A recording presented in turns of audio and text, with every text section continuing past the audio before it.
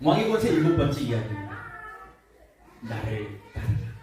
예수님은 질병 치유, 자연 통치, 귀신 정복, 죄 사함, 죽음 정복, 어둠 정복의 권세를 보여주신 이후에 이 모든 것들을 다 보고 듣고 체험했던 제자들, 끝까지 예수님을 쫓았던 이 제자들에게 마치 수료증처럼 임명식을 하시는 거예요. 권능을 부여해 주십니다. 권능을 부여한다. 예수께서 그 12제자를 부르사 더러운 귀신을 쫓아내며 모든 병과 모든 약한 것을 고치는 권능을 주시니라. 여기서 주신다라고 하는 표현이 안수한다라는 표현입니다. 웰기에서 제사를 드릴 때 제물에게 이렇게 안수합니다. 그러면 죄가 전가가 됩니다. 그래서 이 제물을 죽여요. 나 대신. 그럴 때도 안수를 하고, 또 제사장 위임식을 할 때도 기름을 붓잖아요. 기름을 붓고 뿔에다가 기름을 채워가지고 기름을 붓고 안수하여 권능을 부여합니다. 예수님도 제자들에게 마치 제사장 위임식, 임명식을 하는 것처럼 안수하여 권능을 보여주세요. 예수님의 힘과 예수님의 재능과 예수님의 능력이 지금 저 예수님의 손을 통과해서 제자들에게, 안수받는 제자들이 흘러가는 겁니다. 저도 목사로 임명식을 할 때 안수를 해주시더라고요.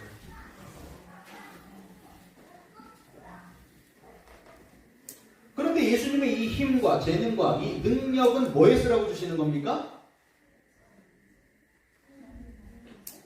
9장 35절부터 38절까지 말씀을 한번 읽어보겠습니다. 시작. 예수께서 모든 도시와 마을에 두루 사행사 그들의 회당에서 가르치시며 천국 복음을 전파하시며 모든 병과 모든 약한 것을 고치시니라.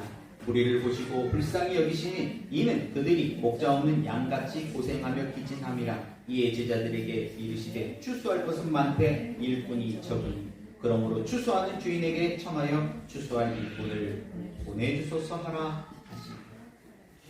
예수님의 힘과 재능과 능력만이 전달되는 것이 아니고 예수님이 하셨던 그 일도 함께 주어지는 거예요. 쉽게 얘기하면 예수님의 이 권능, 이 권세는 특권이자 의무라는 것이죠. 그런데 특별히 한국교회는 굉장히 뜨겁잖아요. 뜨거워가지고 은사를 사모합니다. 은사를 사모해요. 은사라는 말이나 은혜라는 말이나 원어는 같은 말이에요. 그런데 은혜는 내게 주시는 은혜라면 은사는 외적으로 누군가를 위해 주시는 은혜라는 뜻이에요. 내적 기름 부으심, 외적 기름 부으심과 같은 의미죠. 그러니까 은사는 일사자예요. 일을 위해 주신 은혜라는 뜻이죠. 근데 많은 사람들이 병 고치는 능력 받기는 원하면서 하나님 나라 일을 하기는 게으릅니다. 그러면 그런 은사는 필요가 없는 거예요. 그래서 받았다가 사라져버려요. 예수님께서 제자들에게 이 힘과 재능과 능력, 이 권능을 부여해 주시는 것은 바로 추수할 것은 많되 일꾼이 적기 때문입니다. 하나님 나라를 하는데 일꾼이 필요하기 때문입니다. 그래서 예수님께서는 이 일꾼들을 부르시고 이 일꾼들에게 그 일을 감당할 수 있는 권능을 부여해 주십니다.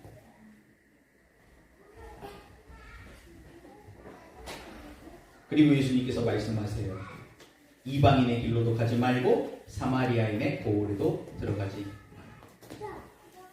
오히려 이스라엘의 집에 잃어버린 양에게로 가라. 사람들이 그래서 오해합니다. 예수님은 유대인만, 이스라엘 사람들만 더 사랑하죠. 그래서 지금 이스라엘이 지금 팔레스타인에 전쟁하고 있잖아요. 왜? 시오니즘이라고 하는. 우리는 구원받았지만 너희는 구원 못 받았어. 그러니까 이 구약에 나오는 거지. 진멸, 하렘이라고 하는데 진멸하여 다 없애야 돼. 옛날에는 지옥에 뗄 겁니다 막 그랬어.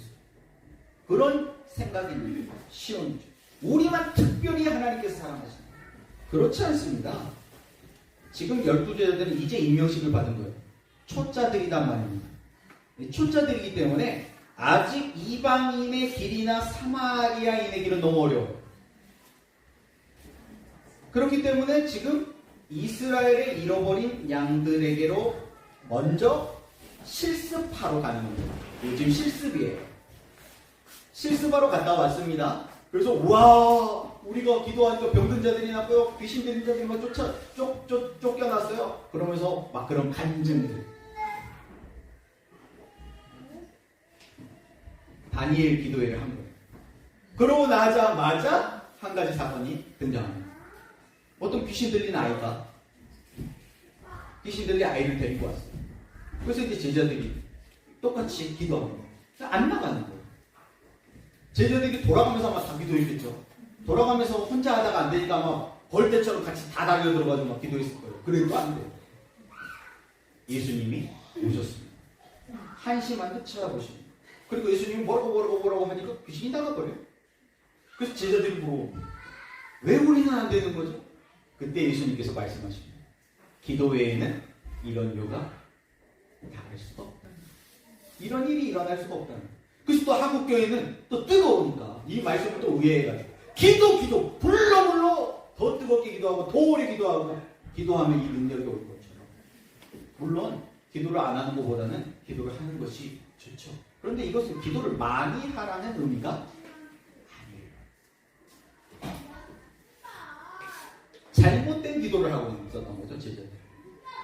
한 번 성공했기 때문에 마치 구약 여호수아의 군대가 여리고성을 정복하고 의기양양해가지고 하나님이 하셨다. 말로는 하나님이 하셨다야. 그런데 자기들이 했다는 거죠. 그리고 두 번째 아이성에서 처참하게 패배합니다. 그랬던 것처럼 제자들도 여리고성을 정복하는 것처럼 대단한 일을 했다고 생각하고 다니엘 간증 집회 사람들 열광 아무 할렐루야 바로 아이성에서 깨집니다. 자기들의 능력을 뽐내려고 자기를 과시하려고 그것은 자기 왕국이에요. 예수님은 그것을 지적하시면서 기도해야 된다는 거예요. 왜? 이 권능을 가지고 있으면 더 많은 사단의 유혹이 오기 때문이죠. 그것을 기도로 이겨야 된다는 말씀입니다. 오늘 말씀으로 치면 비둘기같이 순결하라는 말씀입니다. 권능을 받게 되면 엄청난 유혹을 받게 됩니다. 그 뜨거웠던 한국교회 가운데 기름 부어주신 그 권세와 능력을 가지고 수많은 기도원들이 생겨났죠. 그런데 그 기도원들이 지금은 어떻습니까? 다 문을 닫았어요. 열기가 식은 것도 있겠지만 변질되어 버렸어요. 그 권능을 가지고 장사했기 때문에 다 그 권세와 능력이 사라져버렸어요. 그러니까 사람들이 모이질 않는 거예요. 얻어먹을 것이 없잖아요. 12제자에게 주신 힘과 재능과 능력, 이 권능은 바로 주의 일을 하라. 하나님의 일을 하라. 하나님 나라를 세우라고 주신 권세입니다.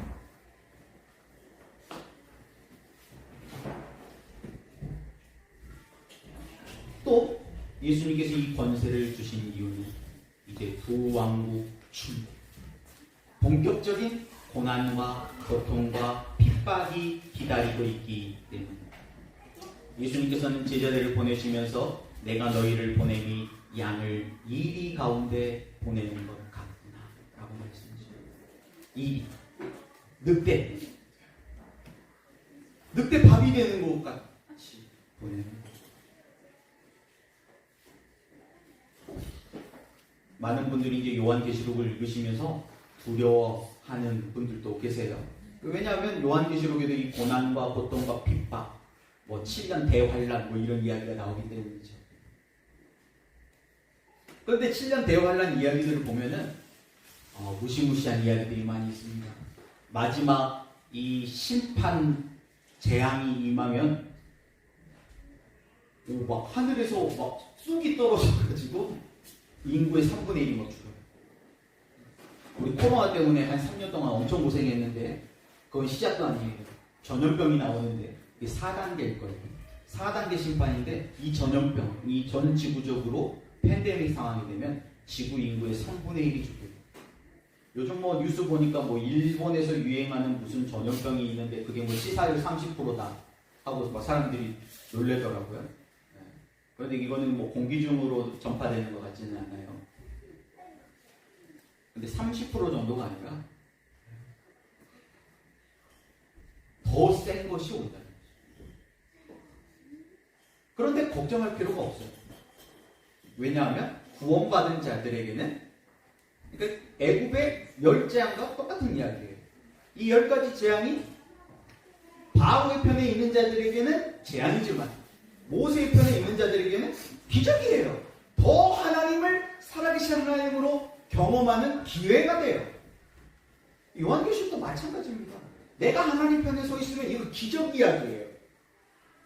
나를 괴롭게 하는 자들이 지금 심판받는 것을 보는 거예요.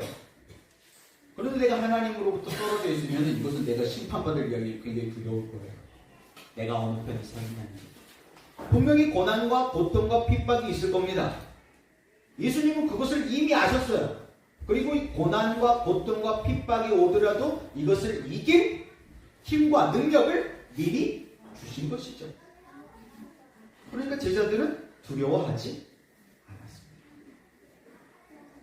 물론 제자들은 두려워합니다. 아직은 훈련이 덜 될 거예요. 지금 임명식을 했잖아요. 임명식을 했기 때문에 아직 임명받아가지고 아직 뭔가 노하우라고 해야 될 그런 게 없어요. 그래서 예수님이 십자가에 못 박히실 때 어떻게 했어요? 요한 빼고 다 도망가 버리죠. 두려웠기 때문에 도망갔죠. 그러나 오순절에 성령이 너에게 임하시면 너희가 권능을 받고 예루살렘과 온 유대와 사마리아와 땅끝까지 이르러 내 증인이 되리라 하신 말씀처럼 제자들이 증인이 되가지고 죽으면 죽으리라 다 숨겨요. 이런 놀라운 일이는 여기서 권능이라는 말이 조금 이제 원어로 보면은 이게 엑수시아라고 하는 단어예요. 엑수시아. 그러니까 예수님을 영접하면 하나님의 자녀가 되는 권세가 있다. 권세를 주셨다고 그 권세가 엑수시아라고 하는 단어인데 쉽게 얘기하면 이런 거예요. 제가 오늘 경찰 공무원 합격해가지고 오늘 첫 출근하는 날이에요.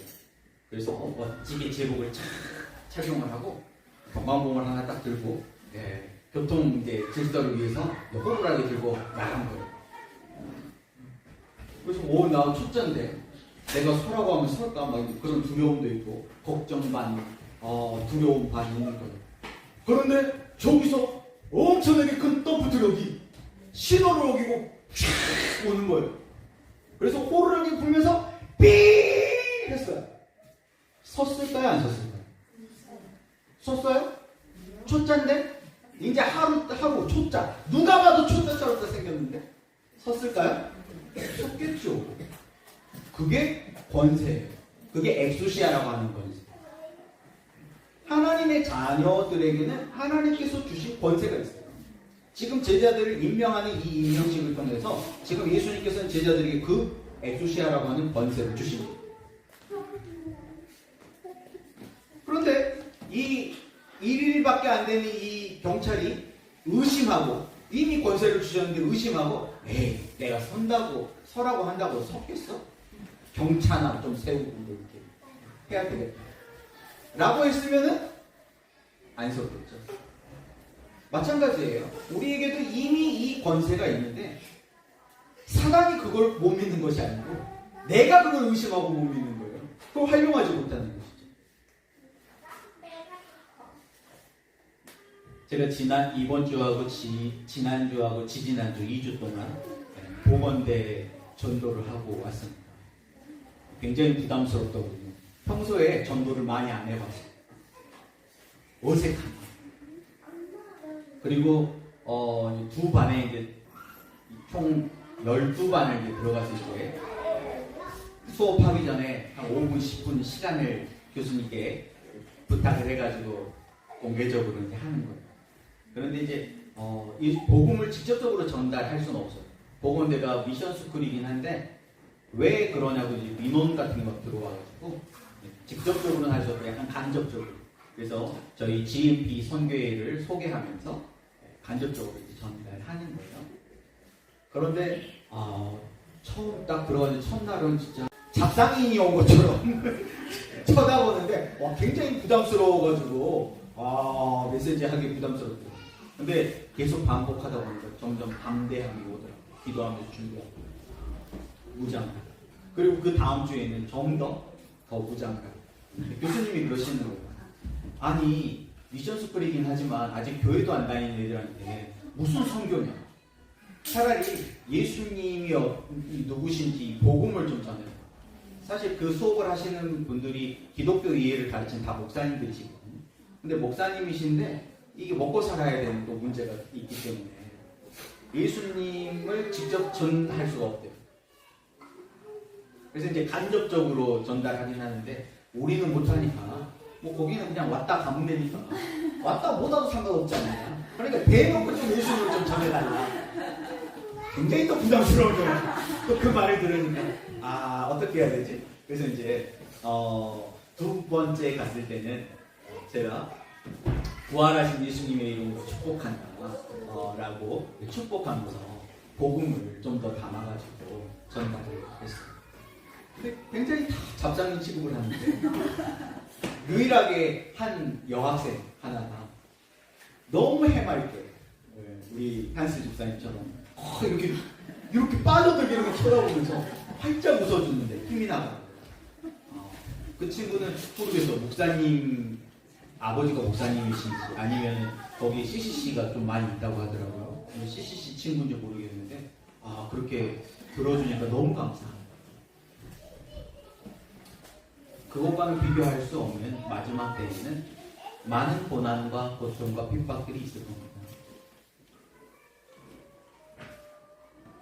요한계시록을 보면 그 고통이 너무 커서 배신하는 배교의 시대가 온 거예요.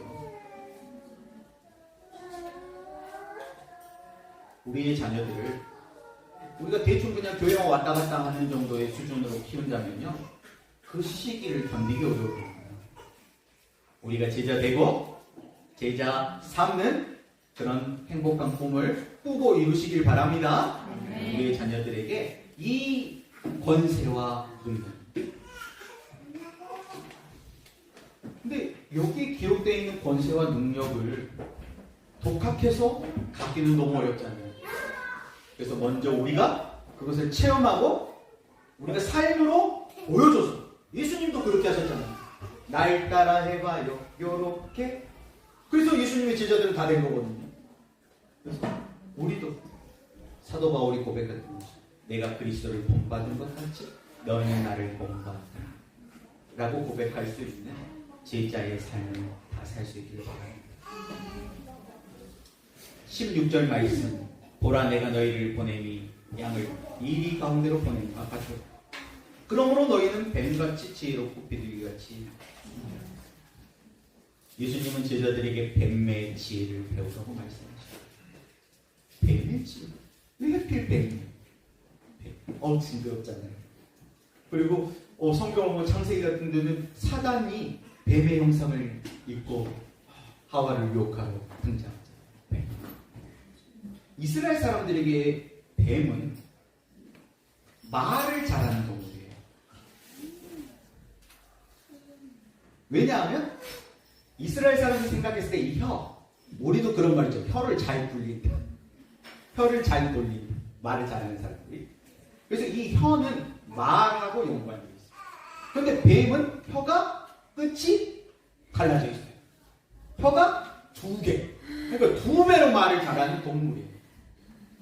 그래서 이런 관점에서 창세기 3장을 다시 읽는다면 하와가 어떤 믿음이 없어가지고 사단에게 속은 게 아니고,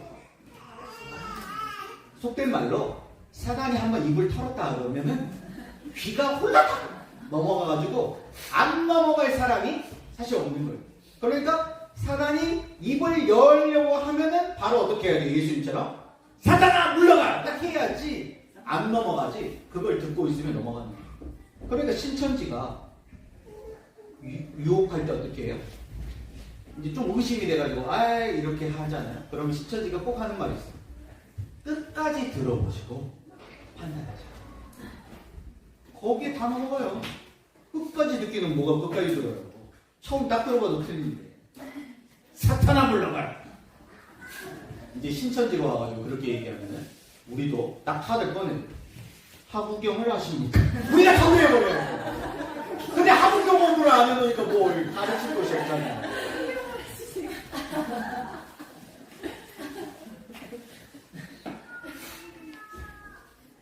뱀의 지혜. 말을 잘해요. 핍박의 시대가 올 텐데 그 핍박을 이기는 살리는 말을 하는 지혜를 배우라는 것이죠. 그러니까 말 자체는 선하지도 않고 악하지도 않아요. 어떤 말을 하느냐에 따라서 선과 악이 결정되는 거예요. 사단은 그 혀로 죽이는 말을 하는 거예요. 참소하는 말, 거짓의 악. 그러나 우리 주님은 살리는 말을 하십니다. 부부관계, 자녀와의 관계, 직장 상사와의 관계, 인간관계 속에서도요. 부드러운 말투, 그런 말투와 말 하나가요. 얼마나 관계를 부드럽게 하는지 몰라요. 오전에도 우리 초등부 예배 때 그랬어요. 친구들과 친한 친구들과 관계에서도 막 싸울 때가 있잖아요. 그러면은 이제 막 시비를 걸어올 거 아니에요, 상대편은. 그러면 안 싸우고 이기는 것이 최고예요. 그게 최고 지혜로운 거죠. 그런데 때려봐. 네가 한 대 때리면 난 3배, 10배로 갚아주지? 그러면 죽자는 거죠. 너 죽고 나 죽자. 이건 어리석은 거예요. 이겨서 이긴 게 아니에요. 뱀의 지혜를 배워야 됩니다. 신천지가 악하지만요. 우리가 배울 것도 있어요. 신천지가 전도하기 위해서요. 전도하려면 그 사람의 뭘 얻어야 돼요? 마음을 얻어야 돼요. 마태복음도 공부 안 했는데 어떻게 산상수훈 핵심이 마음인 줄 알았지? 우리는 마음에 관심도 없는데. 그래서 마음 공부를 얼마나 시키는지 몰라요. 신천지가 뭐 성경 공부, 계시록만 공부하는 줄 알죠. 계시록은 그냥 달달달 외워야 되는 거고 마음 공부 무슨 심리학 공부를 엄청 시켜요. 그래서 무슨 능력에 대한 공부도 시키고 뭐 MBTI 뭐 이런 거 뭐 무슨 뭘 검사를 맨날 해준대. 그래서 속이잖아요. 거짓말해야 돼. 가짜로 우리를 속여. 전도하고. 그래서 자기들은 뭐 신천지다. 요즘은 뭐 대놓고 하기도 하는데 신천지란 말 아니에요. 무슨 검사해주는. 뭐 부부관계를 좋게 해주는. 부모와 자녀의 관계를 좋게 해주는 무슨 심리검사를 해줘요. 그래가지고 점점 빠져들게 만들어요. 들어보면은 점쟁이가 따로 없어. 딱딱 맞히는 거예요. 뭘 딱딱 맞춰요? 책 한 권만 읽어도 다 아는 거예요, 그거. 심리학 책 한 권만 읽어도 다 아는 건데 얼마나 공부를 안 해가지고 성경만 모르는 것이 아니고 심리도 몰라. 다 넘어가는 거. 공부하고 삽시다. 공부하세요. 하부경 하나만 공부해도 신천지가 말하는 게 거짓말이라는 거를 알 수 있고 심리학책 한 권만 읽어도 걔네들이 사기친다는 걸 너무나. 왜냐면 걔네들이 그거를 엄청 뭐 실력 있게 연구해가지고 배우질 않거든요. 그냥 달달달 애우게 하는 거예요. 애우게. 근데 얼마나 뻥을 치는지 몰라요. 그러니까 조금 그거 공부한 사람은 완전 돌팔이네. 바로 각이 나오는 거예요. 처음 들어본 사람은 솔깃하죠. 두 번째, 비둘기처럼 숨기를 할게요. 이스라엘의 비둘기는 우리나라의 비둘기처럼 똥 많이 싸는 그런 비둘기가 아니에요. 비둘기하면 우리는 더럽고 혐오스러운 동물이잖아요.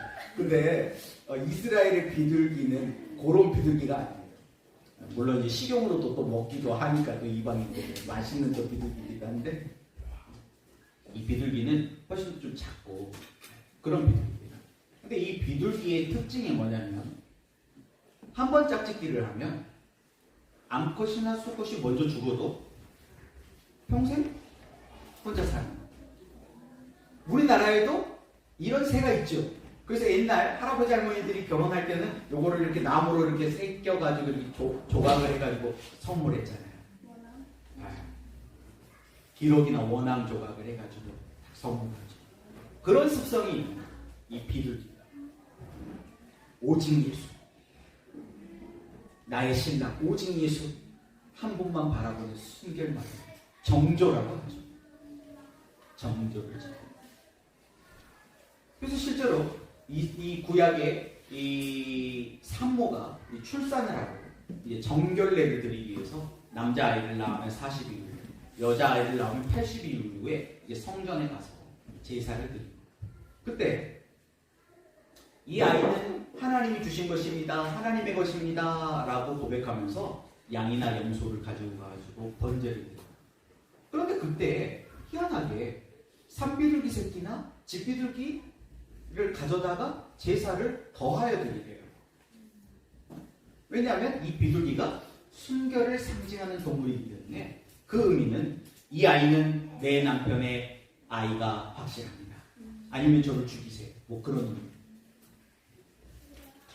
또 저는 이 하나님께서 짝 띄워주신 이 남편과 평생을 이 남편만 바라보며 살겠습니다 라고 하는 고백이기도 하고, 더 깊은 의미로는 나는 한 분 하나님만 바라보며 살겠습니다 라고 하는 그런 언약을 상징하는 제사입니다.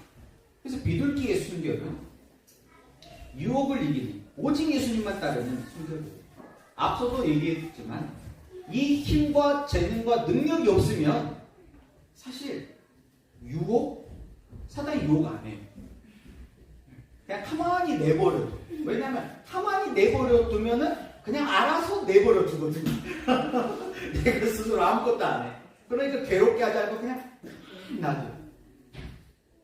그런데 내가 뭔가를 해보려고 할 때, 내게 뭔가 이 힘과 재능과 능력을 가지고 뭔가 해보려고 할 때 사단은 적극적으로 우리를 유혹합니다. 능력이 많으면요, 유혹합니다. 내가 뭔가 교회를 위해서, 하나님 나라를 위해서 뭔가를 해보려고 하잖아요. 그럼 시험이 그렇게 많아요. 그렇게 막 문제가 많아. 위협들이 많아. 왜? 사단은 자기 옛 왕국을 빼앗기기 싫어. 그래서 어떻게든 유혹해서 넘어뜨리려고.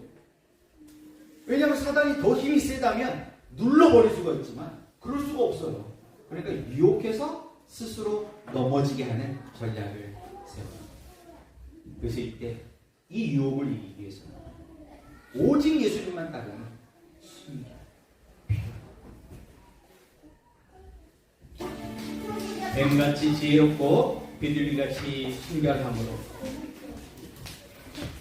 내 안에 그리스도만 나타내고 나의 왕국이 아닌 하나님 나라를 세워가는 킹덤 빌더가 다 되시기를 축복합니다. 그럴 때 우리 주님께서 십자가의 능력을, 부활의 소망을 우리에게 더하여 주실 줄 믿습니다. 아멘.